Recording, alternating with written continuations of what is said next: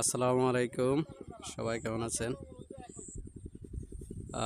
চারিদিকে ধান পাকা শুরু হয়ে গেছে। তবে যারা আগে লাগাইছে তাদের ধানগুলা মোটামুটি একটা অবস্থা চলে আসছে, 7-10 দিনের ভিতরে কাটা শুরু হবে। আর যারা পরে লাগাইছে আসলে তীব্র পানির সংকট দেখা দিছে।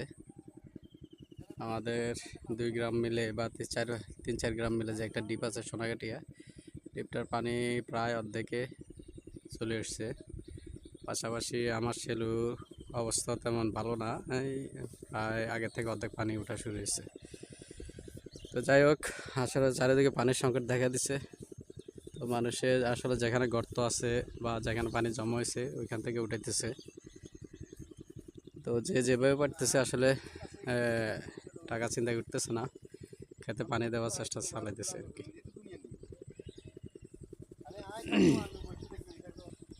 তো এটা এটা কি দেন আপনার সামনেরটা? হ্যাঁ, 29। আর এটা কি 88 নাকি? বঙ্গবন্ধু কোনটা? 88 তো তাহলে ফলন তো খারাপ না। হ্যাঁ, বঙ্গবন্ধু আর এই একদম বঙ্গবন্ধু যেরকম আপনার গোলা বালাইছে, গোলা একটা বানান না, আপনি দান করে রাখবেন আল্লাহ দিলে। আল্লাহ যখন দিছে রাখবা যা আয়া মাশাল্লাহ। এটা কি নতুন যে জ্বালা লাগাইছেন এটা? এটার নাম হলো নামসারা।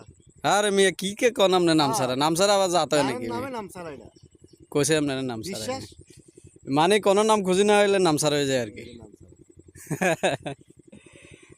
এর নামে আমার নামসারা খারাপ নাকি এনে হ্যাঁ, না ফলন মাশাল্লাহ ভালো। বীজ রাখা যাবে নি? হুম,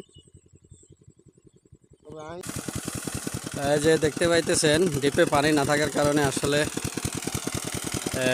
যে গর্ত আছে ওখান থেকে পানি সেচের ব্যবস্থা চলতেছে।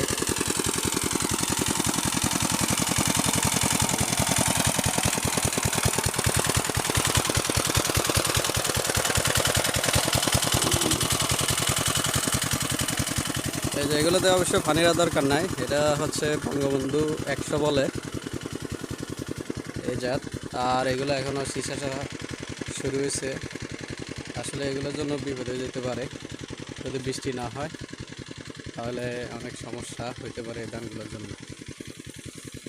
তো আসলে এমনিতে মনটা খুবই খারাপ। গাজার যে কন্ডিশন, ফিলিস্তিনের যে অবস্থা, আসলে সবারই সারা বিশ্বের মুসলমানদেরই আসলে মনের অবস্থা তেমন ভালো না। তো সবাই গাজাবাসীর জন্য দোয়া করবেন, ফিলিস্তিনের জন্য দোয়া করবেন, আর ইসরায়েলের যেন আল্লাহ হেদায়েত দেয়, আর হেদায়েত না থেকে আল্লাহ যেন ধ্বংস করে দেন। সবাই আমরা এই দোয়াই করি। তো আসলে এই যে দেখতে পাচ্ছেন আসলে এবার বাম্পার পরিমাণে ফলন করছে মানুষে স্কিম। তো এই কারণে আসলে বৃষ্টি না হওয়ার কারণে তীব্র পানির সংকট এখন দেখা দিতেছে। তো সপ্তাহখানেকের ভিতরে যদি বৃষ্টি না হয় তাহলে অনেক জমি হয়তো নষ্ট হয়ে যেতে পারে। দেখা যাক আল্লাহ কী করেন।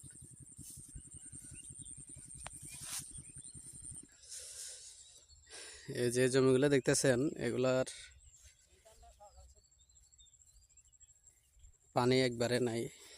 এই যে মাটির অবস্থা ফেটে গেছে, কিন্তু শীষ আসতে শুরু করছে এখন। তো পানির তীব্র সংকট আসলে।